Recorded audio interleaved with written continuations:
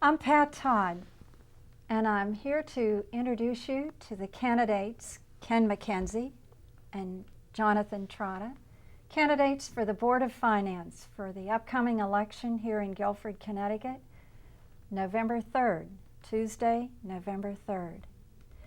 And in introducing you to Ken and Jonathan, I'm going to ask them a few questions about themselves and about the Board of Finance, and why I think you should vote for them. First of all, Jonathan, could you tell us something about yourself? Absolutely, and thank you very much, Pat, for doing this evening and allowing us to talk a little bit about ourselves and how we feel about the Board of Finance. I'll just tell you that my name is Jonathan Trotta. I think a lot of GCTV viewers do know me already. I currently serve on the Board of Finance, and I'm asking the voters to re-elect me to another 4-year term on the Board of Finance. I live here in town with my wife, Erico, my lovely wife, Erico, and I have 3 wonderful daughters. Hi, girls. We've lived in Guilford for 15 years. Of course, we were attracted to the town. We were just starting our family and decided we wanted to come to a lovely town with a wonderful school system. I'm also an avid boater. I love being out in the water, and if I'm not out working or trying to keep taxes low, I'm out on my boat relaxing. Did you study finance, Jonathan? Yes, when I went to school at George Washington University, I got a double major with economics and finance. So I do have some background in finance. I also worked for a brief amount of time at Cambridge Financial Partners doing some portfolio accounting, and then I was actually a stockbroker for J.W. Gant Investment Bankers. But I think that Ken here is going to impress you with quite an impressive resume in the area of finance. But I do think that being on the board, finance is very important, and I'm glad that Ken brings to the table a great deal of talent in the financial industry, and it's going to do nothing but help us. But I do think that even architects and IT programmers get out there and try and do a good job for the taxpayers. Well, Ken, could you tell us something about your life here in Guilford? Sure. Thank you, Pat. Sure. And thank you, Jonathan. And thank Sure. you, everybody out there, for watching us for a few minutes anyway. My family moved here in 1965. I grew up here in Guilford. I went through Cox School and Adams and partially through the high school. I moved back here in 1997.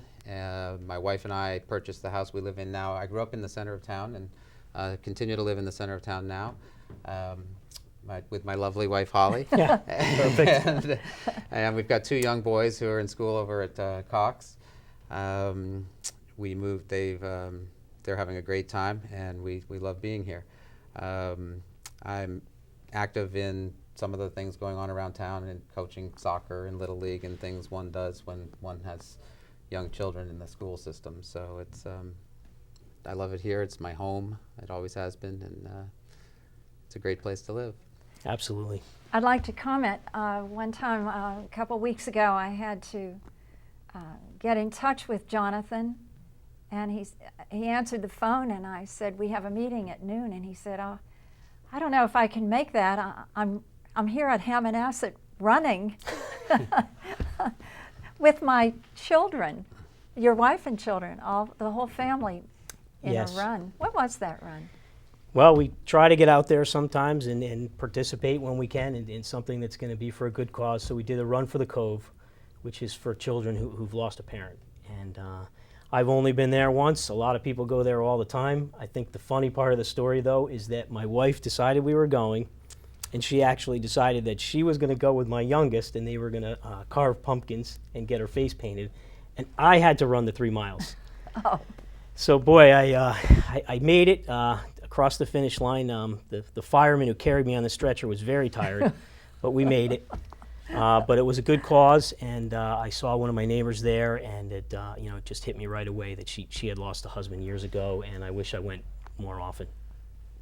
Ken, would it be out of line for me to say that I've only lived in Guilford since 2003, and I live across the street from your dad, and he was a pitcher for the Mets, the New York Mets. Is that true?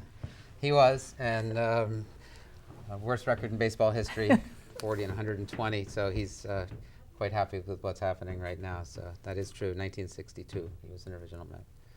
Yeah. Well, it's always interesting to talk to him because I'm from Pittsburgh and he has fond memories of the World Series, the Mets and Pirates. Well, back to the business at hand. Could you tell me what the Board of Finance does? What is the Board of Finance, Jonathan? So the Board of Finance is like a check and balance with the budgets that come in from the town and from the Board of Education. And they're supposed to oversee the budget, look for any kind of misconduct in the budget, and then they're also supposed to take the budget proposals each year and then decide whether they should be rejected or accepted. And it's a difficult decision for all. Sometimes it's very difficult to save money in the budget. Sometimes there's programs that are very critical. So it's a very difficult decision to make each year. But we do have the power to be a safety valve for the taxpayer between government spending and the actual tax base. You know, Guilford is a small town in the state of Connecticut, and yet we have partisan politics here, which always baffles me because everybody likes the way Guilford is. And how is the Board of Finance set up politically? Well, it's true that the Board of Finance has been controlled by the Democratic Party now for almost 24 years. So I'm telling voters out there that, you know, maybe it's time for a change. We've seen a lot of tax increases, and even though sometimes these tax increases seem moderate, the compounding effect of these tax increases, I bet very few residents know that in the last 10 years our taxes have gone up 50%. Well, Ken, you have not been on the Board of Finance, but I've heard that you watch their meetings on GCTV, which I find very impressive. And that just makes me feel sorry for them. Yes, it makes me sorry. I sometimes feel sorry for myself.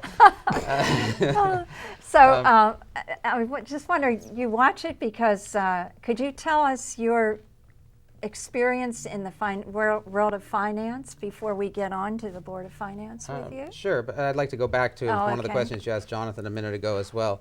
I do watch, I think everybody passes through the channels and eventually lands on GCTV. And sometimes it's entertaining and sometimes it will help put you to sleep. Don't forget about our sponsor here. No, it's valuable, sir. I love GCTV. And thank you, GCTV, for hosting this Absolutely. this session. You asked John about what it was the Board of Finance does, and I think John hit it right on the head from my perspective, not being on the board. John probably knows a lot better than I do, but my understanding is that the Board of Finance, the role of the Board of Finance is primarily one of an oversight role, which is what Jonathan was saying.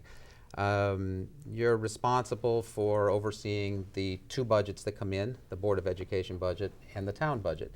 And contrary to what many people think, the Board of Finance does not make the budget. The budget is made by the respective departments and is then submitted to the Board of Finance. And the Board of Finance, with regard to the Board of Education, really only gets one chance to send that budget back for review, and that's at the beginning of the year. So there's a collaborative process, ideally, and I believe there has been because I think that Bill Bloss and Matt Hoey have worked quite well together, that goes on, and if the Board of Finance doesn't like the Board of Education budget, they get one shot, that's at the beginning of the year, to ask nicely that it go back for reconsideration. Once that budget is passed, you have an absolute number, and the Board of Education, that money becomes basically fungible. The Board of Finance loses any sort of control over that money, which is why I'm sometimes confused as to why there seems to be on the TV channel time spent asking about $1,000 on an expenditure here and $500 on an expenditure there, because there's not really a lot you can do about it. With regard to the town budget, the Board of Finance does have slightly more control over the line items that exist within that budget. The the Board of Finance also sets the mill rate, which frankly anybody with a calculator can do. It's nothing. There's nothing sexy about setting the mill rate. It is important you that we take set the- it so it's it good to balances, do it so you don't have properly. to minimize the tax completely. But you basically take the mill rate, for those that don't know, is the grand list divided, which is your grand list is all the property values in town. Ours is roughly $3 billion. So you add up all those properties, and then it's ideally the properties are valued fairly. If everybody's property is valued fairly, then in theory everybody is taxed or assessed properly. So you take your total expenditures, which is $92-ish million, and divide by your grand list, X any state revenues and other revenues you're going to get, and that gives you your mill rate, which is how you send people their bills that we get every year. And that, which is why John and I are here, because we are concerned that those bills are getting to be problematic. And so hopefully we'll start to talk about that pretty soon. Well, Now that they know what the Board of Finance does, I think we might have tuned them out. well, perhaps you could fill us in on your qualifications for being a member of the Board of Finance. I was an economics major in college. I went to Wesleyan University. I was an economics major. I'm a chartered financial analyst, which is a 3-year program that people do to become chartered financial analysts. And I've worked in senior financial management positions for over 25 years in New York for firms such as Payne Weber, Solomon Brothers, Citigroup, JP Morgan. I've managed multi-billion-dollar portfolios for years. I'm very adept with numbers. I'm pretty good at remembering lots of numbers, not like Rain Man, but close. And I really have a passion for numbers, and always have ever since I was a kid. So my skill set is really ideally suited for this position. And I think there are a number of things that could be done. Not necessarily differently. I think I would, again, to me, I represent a fresh perspective. I think that we've had, as John said, I think he said, we've had 24 years where the Democrats have controlled the Board of Finance. In those 24 years, we have not had a flat tax year. We had one year that was close, where the budget was close to flat. But basically, we've had this 3% progression year in and year out. And at some point, just as everybody talks about what a great thing compound interest is if you have it, which nobody does now because interest rates are so close to zero. But the corollary to that is if you don't have it and you're paying it, which is effectively what we're doing with the budget, eventually it becomes a problem. And so to me, after 24 years of Democrats controlling this agenda, and I'm not saying they've done a bad job, but I think that we're at a point now where we have to really assess what we have going forward and plan for the future so that we can not get caught up in this 3% increase year in and year out. At some point, we have to come up with a strategy, and I think it's going to take a fresh perspective and some out-of-the-box thinking in order to come to grips with how we can at least start with a year wherein our budget is flat. That would be a great first step. And I think we have an opportunity. We're close right now. Well, I'll tell you, that's a long list of qualifications, my friend. I don't know. I'm not sure how I can follow up on that. That is quite an impressive resume, and my qualifications really are just not as substantial in the financial industry, but I did go to college, and I do have an economics and finance degree myself, so I hope I can add that to the table when I'm on the Board of Finance as well. And then I think, I've been seasoned now by kind of seeing the budget and sort of understanding a little more of the ins and outs of the budget, so I think that's a plus there. But I think also, part of what's happening in Guilford is that you really need someone on the board who can distinguish something that's nice to have from something that we really need. Because I think we're going to start talking a little more about the economy and what some of our policies would be on the Board of Finance and where we see some of the issues. But I really feel like the taxpayer has always been squeezed, and especially since the economy has really tanked when we had the real estate bubble deflate.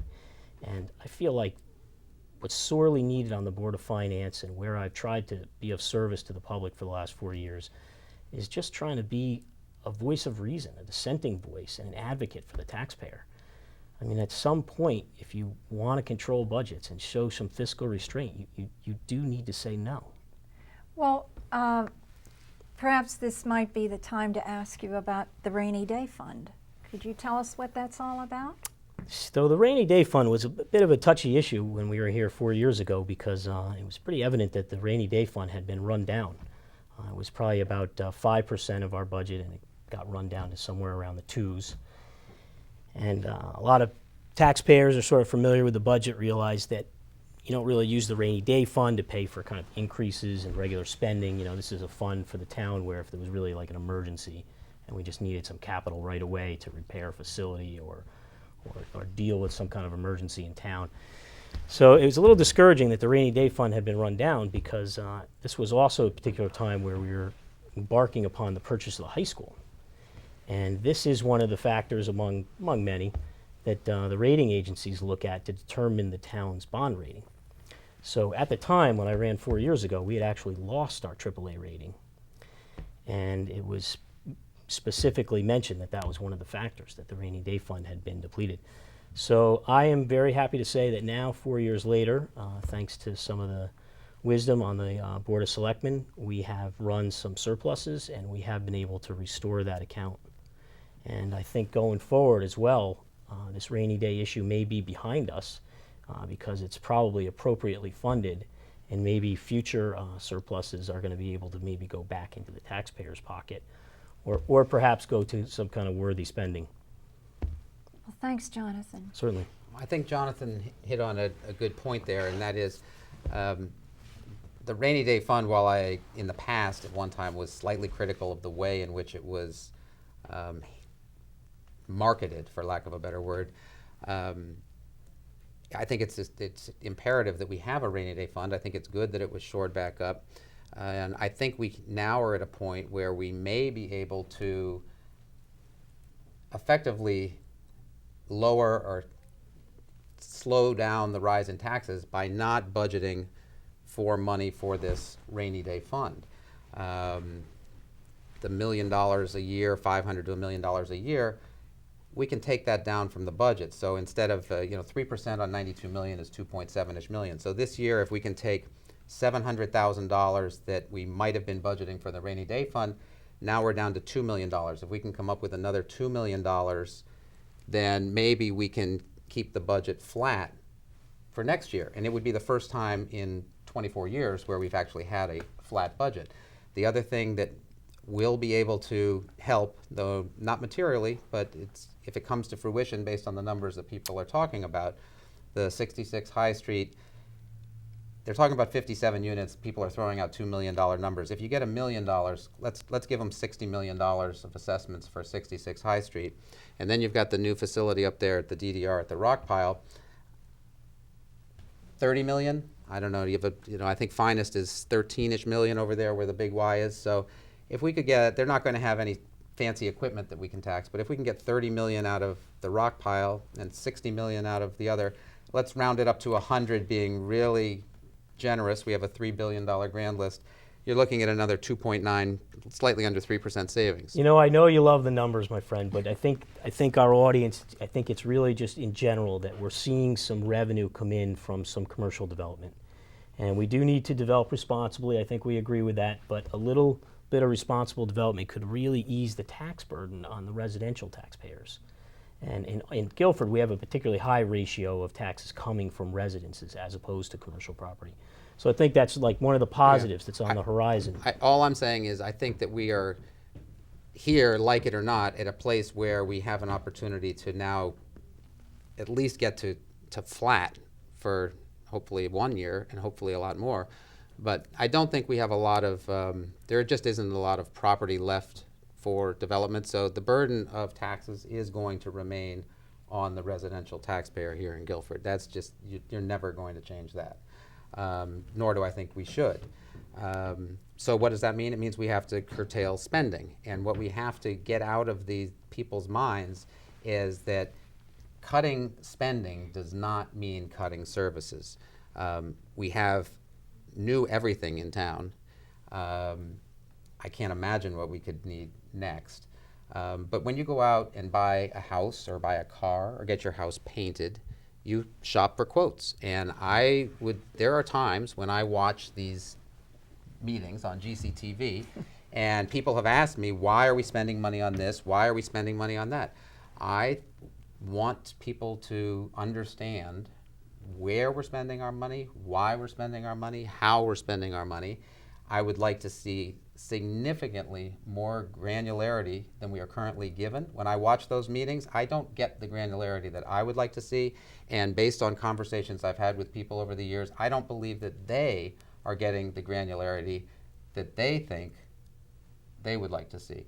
I don't think it would be that difficult to do. There are sheets of expenses that come in, and people are entitled to know how much money are we giving to this? Why are we buying this new instead of used? Why do we capitalize instead of expense? Capital, for those that don't know, it's when you capitalize, you're bonding, you're paying interest rates, you're paying interest on that, you're not paying for it right out of the door. It's a good technique to keep your budget down, but we tend to do it a lot. That's what the referendum is. One thing that we're getting back to the other question with regard to the Board of Finance, the voter is the one that sets the budget for the town. It's really important that everybody knows that. The Board of Finance doesn't make the budget, the Board of Education doesn't make the budget, and the Board of Selectmen does not make the budget. The budget is ultimately made and approved by the voter. If you do not like the town's budget, you need to come forward and vote it down. That referendum is generally a very low turnout election, a referendum vote, which this election is often too, and we'll get into that, but we need people that are interested in seeing fiscal control and responsibility and tax savings without curtailing services in any way. I think should take a good hard look at John and myself and give some new people a chance to get involved in the process. 24 years, I commend Matt Hoey and Mike Ailes has been doing it for 8. It's a long time, and it's a lot, it's a volunteer position again. We thank everybody for it, but at some point, hand it off. Get some fresh look at it, and maybe we can come up with another solution with something that's going to work, because this 3%, it can't keep going on. Somebody at some point is going to have to say enough, and I think John and I have the skills to get that done. I think it's very important that at some point you have to say no. And, I'm obviously running here on my record, and I think I've proven that I have the courage and conviction to say no to higher spending and taxes. While I do have the utmost respect for some of the Democratic members on my board, I still have to ask the voters of Guilford, does Guilford really win when the Board of Finance isn't questioning the budget? Certainly, the Board of Finance is not infallible, and we may question some programs, and the Board of Selectmen or the Board of Education may say, no, this is a needed program and it does add value. But we need to be asking the questions. You can't just be complacent and just almost automatically approve budgets. I don't think the taxpayer wins. I don't think the residents of Guilford win. I don't think anyone wins in that scenario. So John, I have a couple of questions for you as an outsider looking in. When we go to buy a snowplow or a dump truck, when do we determine that we need to have a brand new one as opposed to one that's 2 or 3 years old? I'm actually glad you asked that question, because I'm always asking our finance director and the Board of Selectmen, who would be in charge of equipment like that typically, when do we decide? But I think from your accounting background, you'll realize that we're really looking at the useful life of the equipment. And when the useful life of the equipment is up, we'll start looking at a replacement and getting that last bit of value by disposing of the asset. And by doing that, you hopefully avoid some maintenance. And I will tell you from an insider perspective that Joe has been doing a fantastic job at that. He has told me that when he came into office, he did have some equipment that from the life of the equipment was really outdated. And he did have to embark on his 5-year capital plan. And it was kind of like a revitalizing of the town that he had to go through. And I keep even speaking to him about this and hoping that at some point we'll sort of plateau and sort of get a little bit caught up with how we were behind on replacing equipment, sort of get to this steady state. So it's true that people would wonder, why do we buy a fire truck? Why do we buy a snowplow? But typically it's because of the useful life of the asset. No. My question was not so much why do we buy them. I appreciate that. But when I go to buy a car, sometimes I buy a new car right out of the lot, and sometimes, which depreciates by 30% the second I start her up and drive it out of the driveway. And sometimes I go buy that car that's 1 year old, that still has a 4-year warranty on it, that I can get for 65 or 70 cents on the dollar.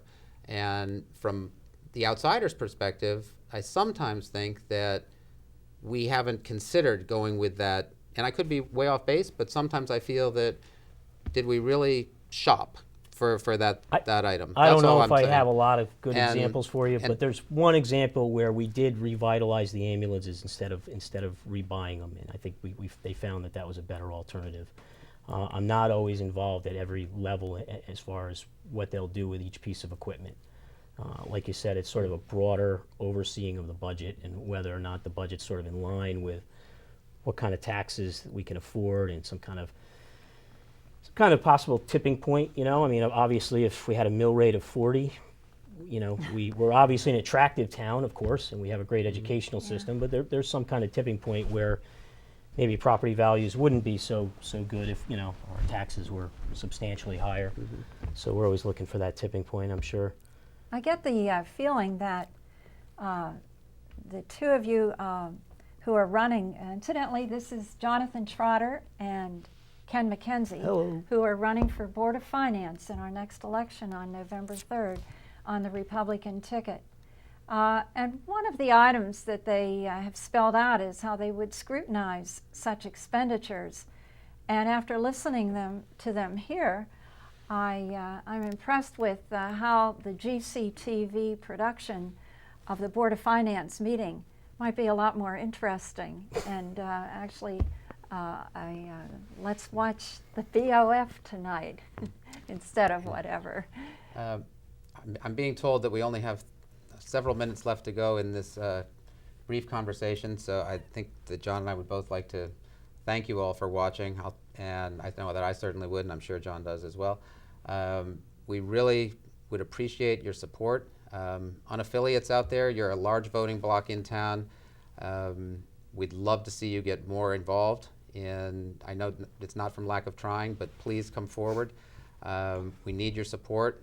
We're going to do all we can to help defray the high cost of living. It's not just Guilford. The whole state is problematic. Hundreds of people have left town that I met 2 years ago when I was out doing my walks. And so we really could use your support, and we'll do all we can to scrutinize our expenditures and do the best job we can to keep track of our finances. And thank you for watching, Jonathan. Well, I'd definitely like to thank everyone for watching, if we haven't put you to sleep by now, of course. But I just want to say that I kind of consider serving on the board to be a very humbling experience, and I'm actually very happy to serve Guilford residents in this capacity. I'm running on my record.